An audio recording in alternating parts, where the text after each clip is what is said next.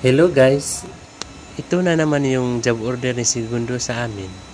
Gusto na niyang ipatesting yung ginawa kong valve seat holder. Kasi gusto na niyang malaman kung epektibo ba talaga yung gawa ko. Okay, gamitan lang natin ng ana-ana style.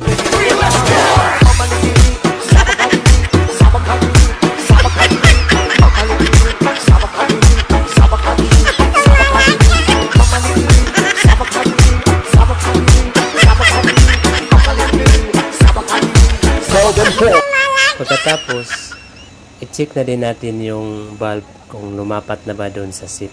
Tapos, hasa na naman.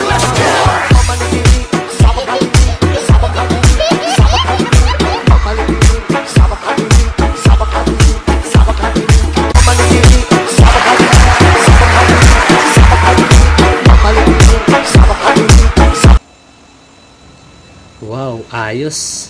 Tsambahan talaga. Ang ganda guys. Ang kinis-kinis.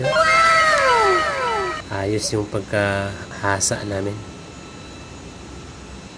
Iba talaga pag tsamba.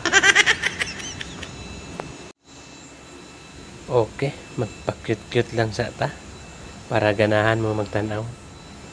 Thank you guys for watching.